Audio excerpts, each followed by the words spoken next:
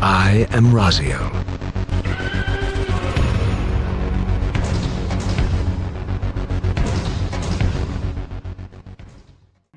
What's up, you beautiful bastards, and welcome to the first video in my new series. Because what better things are there to do in our dystopian society that's clearly at the end of its rope than watch videos about the fall of beloved video games? This is the first video in a series I like to call the fall of a franchise. And as we always do on my channel, we are going to go hard in the paint right out of the gate with this first entry. So without further ado, let's do the drop and get into the fall of the franchise, Final Fantasy. And strap in because this is going to be a long one.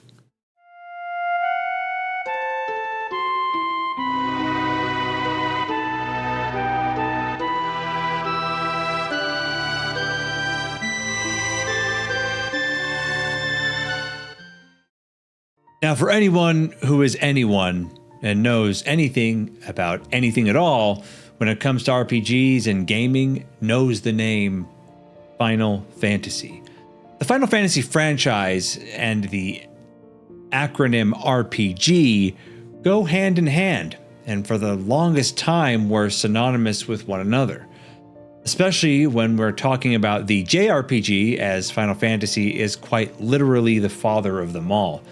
You see, back in the early 80s, when I was alive, when the gaming industry was just beginning to bounce back, courtesy of Nintendo's success with the Famicom or the Nintendo Entertainment System, the RPG genre was relatively unheard of, especially when it came to video games. Now, don't get me wrong, there were a few for the NES, and I'd argue even for the Atari 2600, but they were relatively unheard of, not really recognized, and the bulk of RPG play was done back then with pen and paper, a la Dungeons and Dragons in Mom's basement.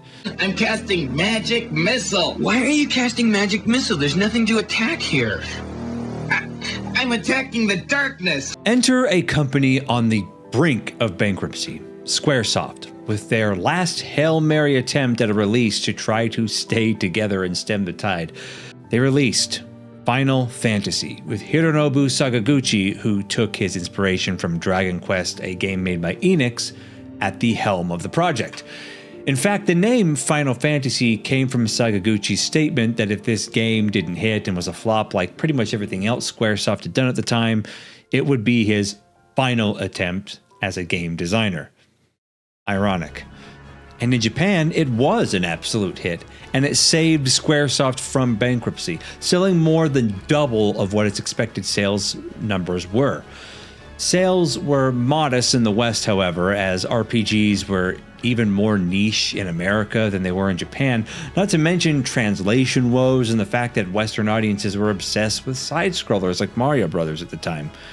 But even in the States, Final Fantasy for the NES at least broke even, if not slightly exceeded expectations with sales, in a market where Square was advised not to even release it at all, as it was projected to do very poorly. But by the end of the NES's life cycle, RPGs were becoming less of a niche in the Western market, and this was thanks in part to Final Fantasy in many ways. Everything would change, though, for Squaresoft and Final Fantasy, the franchise, when gaming entered the beginning of what many consider to be the golden age of gaming. The age of the 16-bit console wars and the rapid technological leaps for gaming that eventually led into the future, i.e. Nintendo 64 and the Sony PlayStation, the Xbox, etc. I mean, now RPGs were starting to get real notoriety, especially if you happen to be on Team Red of the console wars, the SNES. And while the Genesis did have a few games in the genre, the NES had the real bangers and a library of RPGs that just could not be matched at the time. I mean, just to name a few, Secret of Mana, Secret of Evermore, other Square titles, by the way, Earthbound, Legend of Zelda: Link to the Past, Illusion of Gaia, Lufia, and arguably the best RPG of all time, Chrono Trigger, again, another Squaresoft RPG, were all for the Super Nintendo. But before many of these games that I just listed came out, there were two games made by Squaresoft for the SNES that defined the genre and the system, and brought RPGs and Final Fantasy into the conversation of masterpieces that it hadn't been in before. I'm of course talking about Final Fantasy II, 2 in the US, 4 in Japan, and Final Fantasy III in the US, 6 in Japan. The United States wouldn't get the real Final Fantasy II, 3, or 5 till much later, and I'll mention that a bit later as well. And while many consider especially the original Japanese 3 and 5 masterpieces, like the others, 2 is a bit controversial, but I digress, getting off track here. Alongside this came editions of some Final Fantasy games for the Nintendo Game Boy, one of which I owned, Final Fantasy Legends, as well as Square's attempt to get people afraid of the genre, giving them a little bit of some training wheels into it with Final Fantasy Mystic Quest, another SNES release. But I won't go into much detail with the side and non-numbered Final Fantasy games in this video, otherwise we'd be here all fucking day. And you Gen Zers and Gen A'ers with the attention spans of a gnat would probably click off this video in the first 3 minutes anyway, so moving on. Final Fantasy IV 2 US was my first real dive into the RPG genre. My brother and his friends rented it for a sleepover, and when they left the next morning, they left it in the console, and I started to play the game. And man, I had no clue so much character depth, dialogue, and story development was possible in a video game at this point. I mean, I was already blown away by like Link to the Past before this. Final Fantasy IV was the game that sent me on my journey that ultimately led to my obsession with the genre, eventually leading into my obsession with MMORPGs, becoming an actor, and yes, making this channel and pumping this slop content out for all you consumer whores out there. This also led me to eventually getting Final Fantasy VI, 3 US, that I still have to this day, as well as what led me to getting all the games I previously mentioned, all those RPGs. In fact, here's my copy of Final Fantasy III now. One thing was definitely clear to me though at this point. If it had the name Final Fantasy, or was made by Squaresoft, I knew I was about to play a masterpiece, as did most everybody else at the time, and the time being mid to late 90s, early 2000s.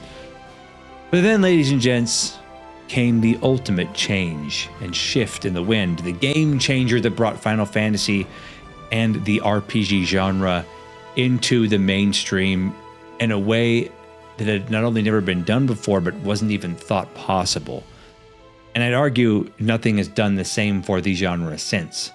This, of course, was tied into Nintendo's fucktard decision of sticking with cartridges over CDs for the Nintendo 64, practically releasing the Sony PlayStation for Sony, as the console itself came from a business deal with Nintendo gone bad, and of course the release of what many consider to be the greatest Final Fantasy, and in some cases, the greatest game ever made. We know I'm talking about Final Fantasy VII. Final Fantasy VII did, or I should say, accomplished all of this because of several key reasons. The narrative and the characters were more in-depth and fleshed out than any other Final Fantasy game had ever been so far, and that's saying a lot, especially if you go through and play games like Final Fantasy VI. It was also one of the first RPGs and the first Final Fantasy game to be in 3D, to enter the 3D realm of, preset backgrounds with 3D characters layered on top of it. As another big reason, the PlayStation's audio capability made the already flawless Final Fantasy scores of Nobuo Uematsu even more gorgeous and orchestrologically, is that a word, accurate than ever before. And of course, it had the most in-depth and in-game character building system to date with the Materia system, which far surpassed anything we had seen so far. And as with the previous Final Fantasy titles, Final Fantasy VII surpassed its predecessors by miles in every possible measurable way. It was a cultural earthquake. No other RPG or video game for that matter had this much of an impact on not just the gaming world, but the entire culture as a whole. It was a huge catalyst for the sales of the PlayStation 1 over the Nintendo 64, and was one of the best-selling Final Fantasy games and games of all time until it was later dethroned by Final Fantasy X's initial sales. And I know I said I'm sticking to the numbered Final Fantasy games here, but I can't mention the PlayStation 1 era and not at least give a nod to what is, in my opinion, the best Final Fantasy game of all time, which was Final Fantasy Tactics. But we have to leave that to the side for now. We're talking about the numbered Final Fantasies here. Final Fantasy VII was a game that personally, for me, shaped my entire childhood. It, to this day, is my favorite numbered Final Fantasy game, and once again changed what I thought was even possible when it came to storytelling in a video game. There are certain memories of my own life, areas I lived, friends I was with, that are directly tied to parts of Final Fantasy's soundtrack, visuals, and other things like that. It's the most nostalgic and impactful game for me by far. And I'm sure many of you have games that are similarly as important to you and your childhood and your past and kind of formed who you were as well. But now let's move on to after Final Fantasy VII, to what for some will be a very controversial take of mine, but for the Final Fantasy fan base community as a whole, it probably won't come as too much of a shock. Final Fantasy VIII. I mean, to me, it's dog shit. Sure, it of course had a banger soundtrack and improved visuals. I mean, I don't know a Final Fantasy game that has a poor soundtrack really until way later, but we'll get to that, believe me. But after experiencing Final Fantasy VII, for me, 8 was a huge letdown. And I know not everyone would agree with me here, but I felt as a whole the game was poor ideas executed poorly. It was a step down in nearly every way to Final Fantasy VII, and shit, even Final Fantasy VI and IV in my eyes, with the exception, of course, as I said earlier, the visuals and the music. And here's another hot take that is dripping with uncomfortable truth. While it's subjective that Final Fantasy VIII is a bad or a good game, that's not the point.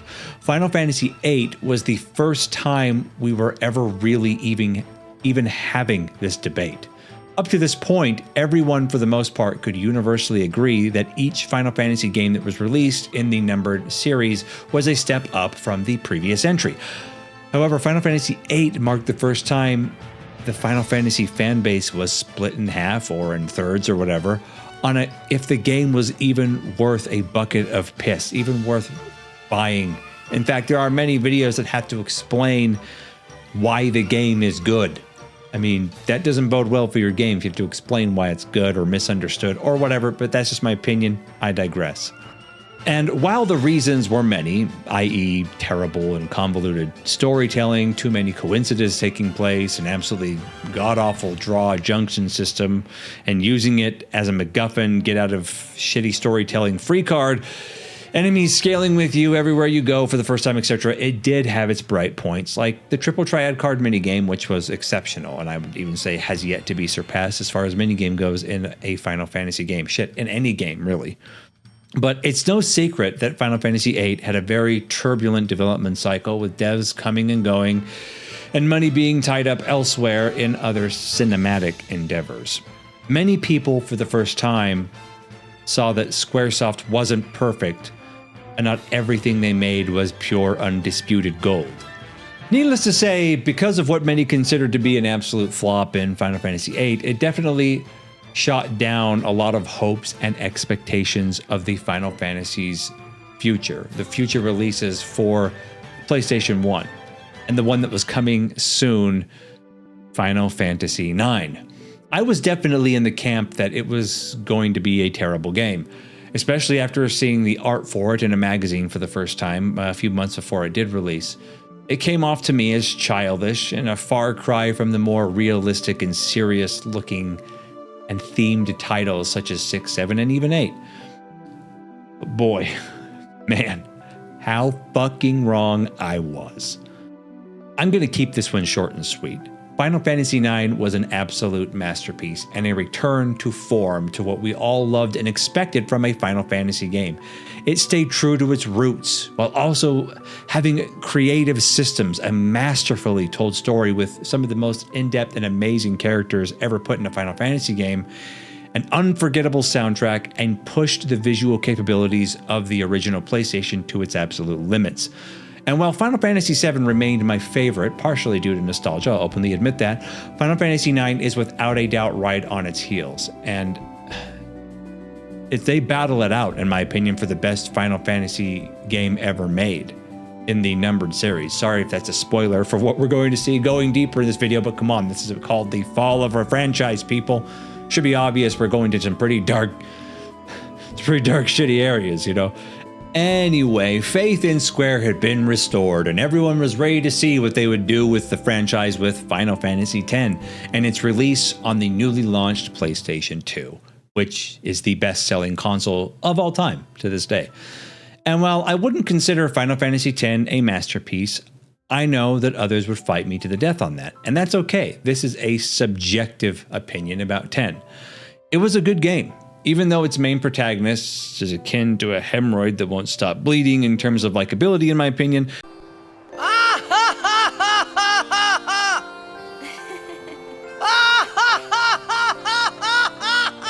It broke ground on several things that had not been done in a Final Fantasy game or an RPG game at all at that point. It was the first Final Fantasy game that was voice acted, the first Final Fantasy with a legit talent tree system to customize your characters like in no way before, like akin to like an ARPG, for example, and it marked the Final Fantasy series' graphical leap into a new generation. It also, to this day, sold more copies than any other Final Fantasy game did before or after on its launch. It didn't measure up to the cultural impact of 7 or the growing cult following of 9. All in all, though, 10 was a clear marker that Squaresoft was still innovating and going strong. Final Fantasy X was a solid game. However, this is the part, though, my friends, where we go off track a bit, especially when we get to what Squaresoft did next with the release of Final Fantasy XI. For the first time, Squaresoft and the Final Fantasy series would enter the MMO RPG market. Final Fantasy XI would be an MMORPG, and also for the first time would release on multiple platforms, the PlayStation 2 and the PC, and much later, the Xbox. To say this change definitely split the fan base would be an understatement. It was a complete departure from the solo, in-depth story experience that FF fans were used to. The game also had a monthly fee, required a nice PC and or $100+ worth of add-ons for the PlayStation 2 to even run, and was played with connection issues and other technical problems on its launch. In the MMO space, it was also one of the most solo, unfriendly, and punishing MMORPGs ever released. Square was not fucking around on how hardcore they wanted this game to be, let's just put it that way. This would be a point where the Final Fantasy fan base would fracture in a way that would not entirely ever recover from.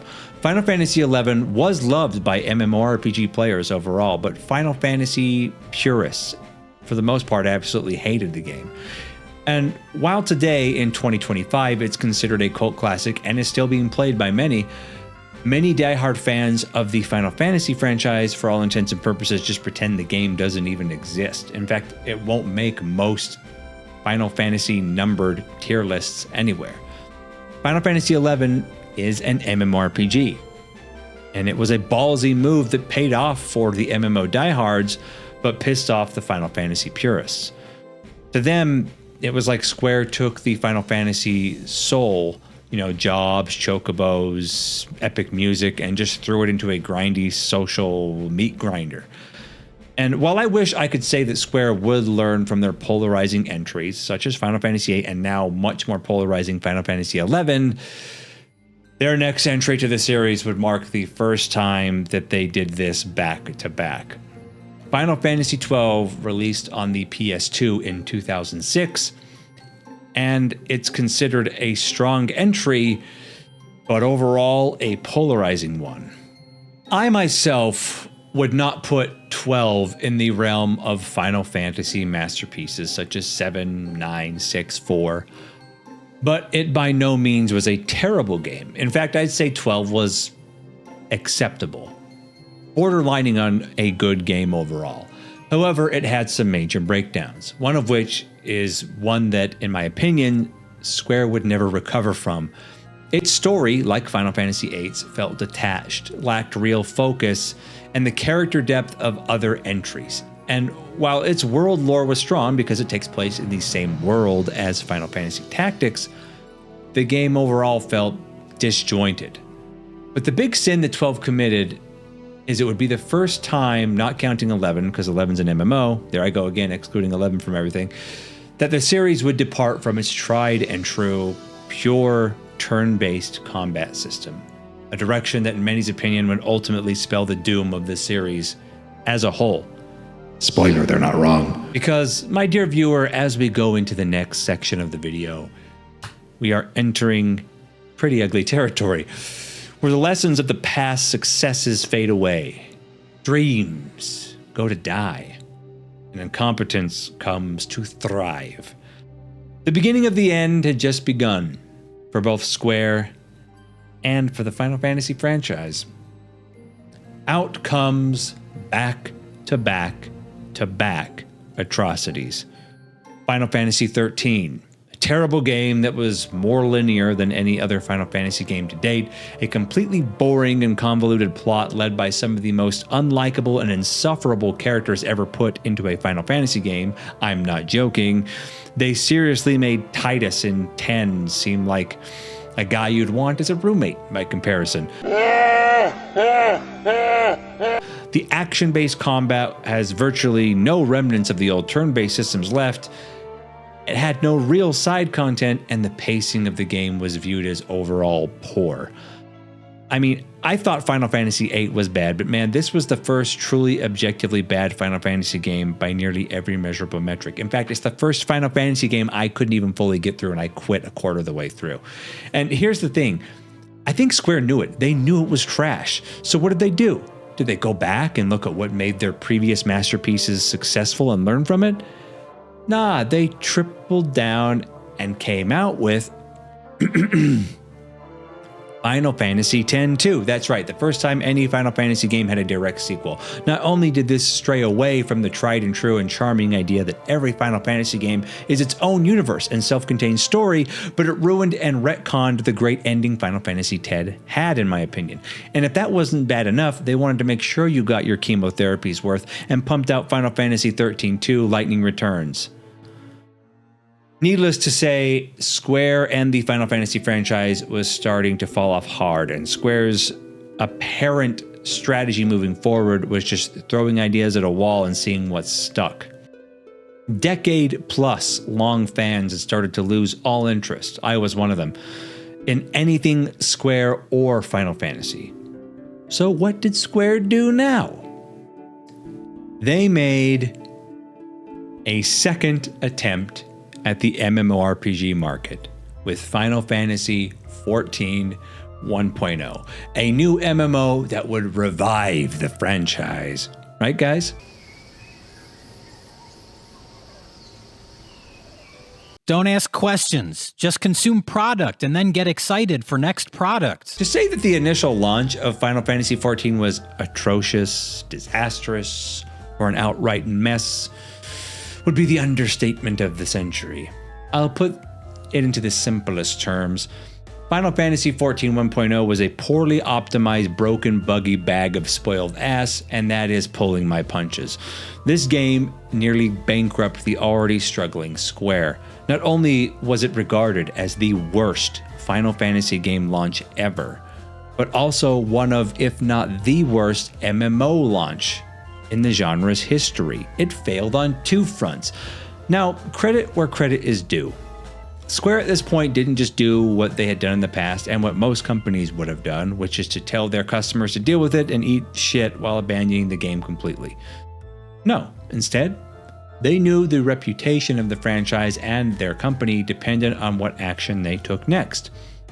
So they made the game sub-free for all players still playing the piece of shit, fired the designer and most of the development team for the game, and put Yoshi P in charge of rebuilding the game from the initial game's framework and engine and cobbling it together from the ground up into something playable / salvageable.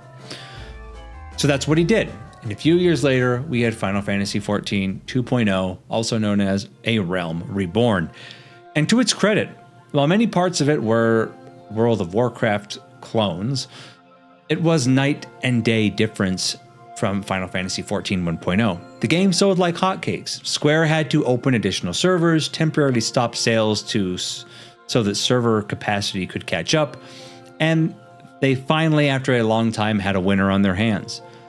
But all good things, just like the bad, must eventually come to an end, my sweet summer child. And as Final Fantasy XIV went on, and poor design decisions by Yoshi P and his team over the next decade would dumb the game down, severely homogenize it, destroy class identity, and flat out begin to try and stay relevant by straight up lifting entire characters, music, and plot lines from old classic masterpiece Final Fantasy games, the game started to decline, and decline quickly. In fact, with its latest expansion, Dawn Trail, it's hit the lowest point it ever has. The game made the prime mistake of promoting and pushing the most unlikable woke light character while simultaneously trying to lift yet even more content from other Final Fantasy games and other RPGs in their arsenal without attempting to address the core design flaws in the game. And you have players leaving the game in droves because of it. Square refuses to admit that the game at its core, at its broken 1.0 engine at its roots, is fundamentally flawed. And as a side note, the savior that everyone was saying, Yoshi P, was, when he saved the initial Final Fantasy XIV from oblivion, which he did, seemed to slowly be revealed to have no real good original ideas of his own. He was more of a politician than a game designer, great at lifting and adapting other works, but when real tough decisions for the direction of the game needed to be made, he seems unwilling or too afraid to do so, and just afraid to adapt. More on this a bit later, as Yoshi P pops up again in this franchise's descent soon, but now on to the next mess, which is Final Fantasy XV. And while I wouldn't say the game is an outright hunk of useless garbage, it, in my opinion, was by no means anything comparable to the FF games of old. In fact, Final Fantasy XV was just as polarizing for many as 13 and 12, and many fans had completely checked out by this point. 15's open world was an interesting change in the franchise, but it seemed far too empty and dead in areas, and then had a jarring shift into being a fully linear game halfway through. We got a lot more of the same, shitty action-based combat, and while the main characters had some decent story arcs, sub-characters were shells of nothing for the most part. A lot of people started to coin Final Fantasy XV as missed opportunities of the game. It's also good to note that it took Square 10 fucking years to make this game, and apparently it was originally supposed to be a Versus 13 title, which led to all sorts of gutted and cut content and problems. Also, the game's boy band vibe was an overwhelming miss for most of the Western and remaining Final Fantasy OG player base. But damn. Guys, 15 was far from hitting rock bottom. Oh man, we didn't know how good we had it. Enter Final Fantasy 16. The ultimate bait and switch. This game had so much hype behind it. It was touted as being directed by the guy who saved Final Fantasy XIV, Yoshi P. It said we were going back to the dark medieval high fantasy roots of the Final Fantasy games of old, like 6 and 9, SNES, PS1 days. We were told that some of the team that made the OG Final Fantasy Tactics were involved. And like many other retards, I fell for it. Hook, line, and sinker. And let me just cut to the chase. Final Fantasy XVI sucked. It sucked hard. Now, I know I've talked shit on all of these other games, but take the disappointment I felt when I played Final Fantasy VIII and multiply that by 1,000. I didn't think things could get this bad and this boring. In fact, I'd rather be forced to play Final Fantasy VIII and have electrodes hooked up to my scrotum and get a straight 300-volt jolt to my baby makers every time I even thought about turning the game off than play this piece of shit fucking game ever again. Does that describe how I feel about Final Fantasy XVI? Final Fantasy XVI is the living representation of the phrase coined long ago by George Lucas. It's a product that uses a story to help tell special effects. Everything in this game serves to get you as soon as possible to the next Michael Bay Transformer-esque Final Fantasy monster summon fight with boring-ass active time events where you press one button every 2 minutes or jamming the same button so hard you get carpal tunnel. Video games are a visual medium. And 16 makes the rookie mistake of telling you things instead of showing you. The vast majority of the main two characters' development happens off screen, and then you're told about it later. All the side characters are as shallow as a hobo's piss puddle in mid-July, and most, not all, of the voice acting is mid at best. And the soundtrack? Literally can't remember a single song in the entire fucking game, and that is a tragic sin when it comes to Final Fantasy. In fact, I think the game plays like the same 6 songs on a loop the whole game. At least that's what it felt like. And sure, the game looked gorgeous, but everything else about the game was not even worth mentioning. Just awful, boring MMO chore-style side quests, combat that literally get you through the whole game just auto-playing for you as you hit one button over and over, and the most forgettable cast of characters and villains I have ever had the displeasure of encountering in a video game. And you know, it would be sad enough if this was the last thing Square had put out there in the numbered Final Fantasy games that let us say that the franchise had fallen. But they could not simply be content with tanking the franchise with new games. No. That wasn't enough. They had to go back and destroy the masterpieces of the past. Our childhoods needed to get molested. Boy, that escalated quickly. I mean, that really got out of hand fast. Because they knew the process of doing so would net them a ton of money. Maybe enough to get them away from the impending bankruptcy once again. And this isn't just re-releasing the old games. Oh no, they did that plenty of times, hundreds of times already to make money. No, this was way worse. So, enter Final Fantasy VII Remake and Rebirth. Fuck. Now, for those of you who want my whole skinny on what I think of these two heinous murder scenes and massacres of what is arguably the best game of all time, I recommend you watch my 2 reviews of these games linked in the description below. But TLDR, they bait and switch everyone with a demo, as the content in the demo was the only content that stayed accurate to the original game. Then they destroyed its story by adding in Kingdom Hearts multi-universe bullshit, shoved in main antagonists into every other scene of the game, brought characters that died in the OG back to life so their sacrifice meant nothing, and made everything ultimately meaningless. Oh, and the combat's dog shit or mid at best, depending on how much you like action-based combat. It's better than 15, I'll give it that. So how did we get here? How did things get this bad? How did the franchise fall this hard?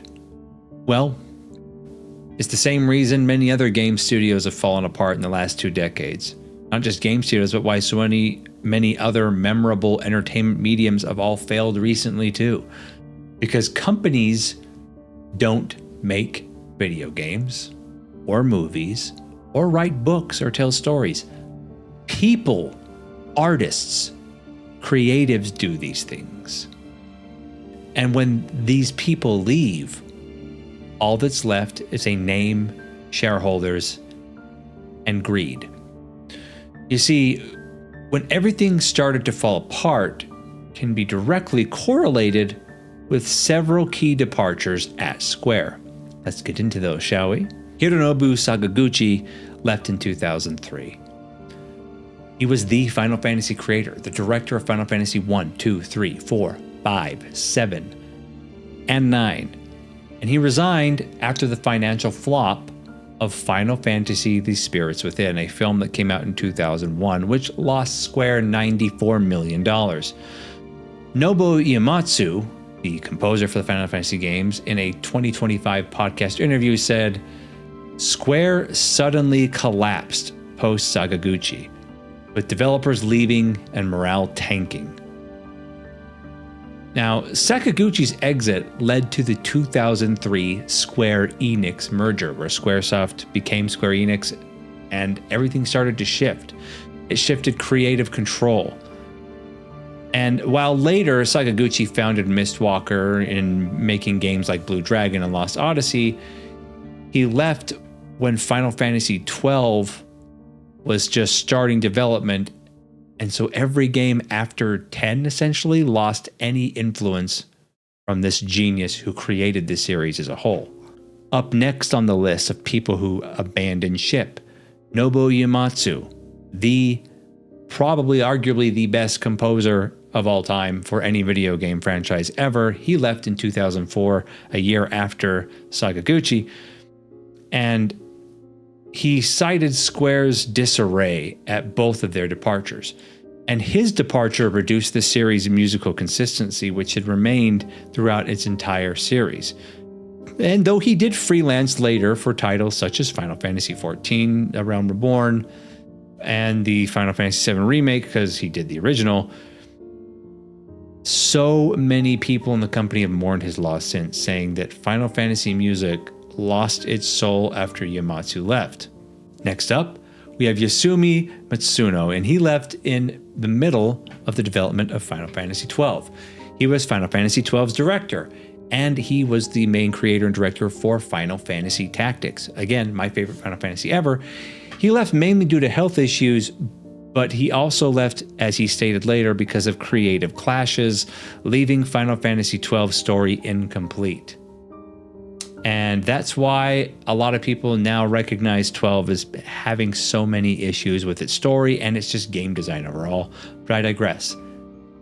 It gets worse. Pain doesn't always come in the form of losing something. Sometimes it's getting something, like cancer. And in this case, Square got a whole lot of cancer. Tetsuya Nomura. He shifted roles. He was a developer who is known for holding grudges and forcing ideas that other developers don't like into games. Nomura's focus on Kingdom Hearts and the Final Fantasy VII Remake left Final Fantasy XV's development troubled because he was supposed to be directing that, and his action-oriented vision shaped Final Fantasy XVI, but it really clashed with the turn-based stuff that the player base was screaming for. Needless to say, many regard Nomura as a hack and a guy who gets high on his own farts. Nothing he has touched since Kingdom Hearts 1 and 2 has really been categorized as much of a success for Square. In fact, he's lost them fans and a lot of money.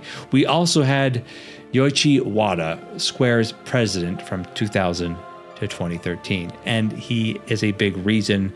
The people I mentioned earlier, the gods that were in part of Square that made these games what they were, this guy is a big reason they left.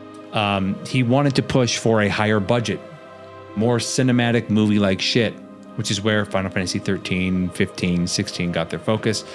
He had a habit of rushing stories, not really caring if they were cohesive or complete, and was very overambitious with budgets, which resulted in incomplete games and huge loss of money. At the end of the day, the company really lost their vision when Sakaguchi and Uematsu left, to be frank. When those two absolute titans of the RPG industry departed from Square, they just kind of lost their vision and instead prioritized a AAA spectacle over innovation and sticking with formulas that had served them so well with games like Final Fantasy 1 all the way through 10. Ideas that just worked and that everyone loved and made it the best-selling RPG franchise of all time up to this point. And most of all, they ignored fan feedback when things started to change. I mean, to this day, they still say they have no idea if turn-based could ever be brought back and be profitable as a game design feature for future Final Fantasies, even after the huge success of games like Clair Obscur Expedition 33, which proved it's what players would rather have all day long in JRPG games over Square's action-based, mind-numbingly dull shit. Bottom line is, Square lost its soul a long time ago, and the Final Fantasy franchise has been shit for a long time. I mean, really think about it.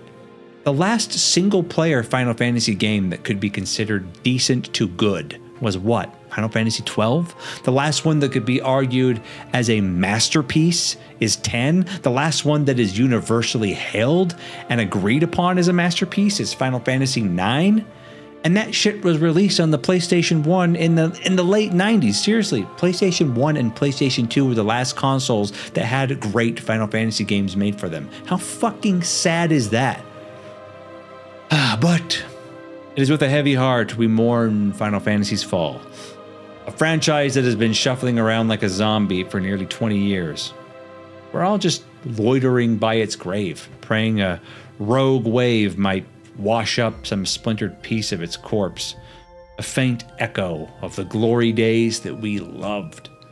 Instead, Square Enix straps us into a clockwork orange torture chair, forcing us to watch as they defile our childhood with endless remakes, reboots, and rehashes, grinning like chefs serving us steaming shit sandwiches we're expected to savor.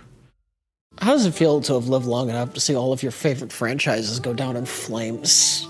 Feels great. Anyway, guys, those are my thoughts. That's my opinion. This is how the Final Fantasy franchise fell, and it's quite sad to see. So, what are your thoughts and your opinions down below? Do you agree? Do you disagree? Do you think Final Fantasy can come back, or do you think it's doomed to go the way of the dodo and just constantly get remakes and reboots and all this other shit? I mean, it's really sad that the most, not just Final Fantasy or Square games, but just games in general people get hyped and excited for are all reboots and remakes. I have a video about that. I'll put that in the description down there as well. Anyway, guys, your thoughts and opinions down below. Also, please put down what franchise that you believe has fallen from grace, that is completely in shambles now and is laying there next to the piles of dog shit that we call AAA games in this modern day and age. And maybe I'll do a video on that. Need suggestions for the next fall of a franchise? Those down below as well. Thanks everybody so much for hanging out with me. I appreciate all the support. I will be streaming again soon. And as always, my friends, keep it real.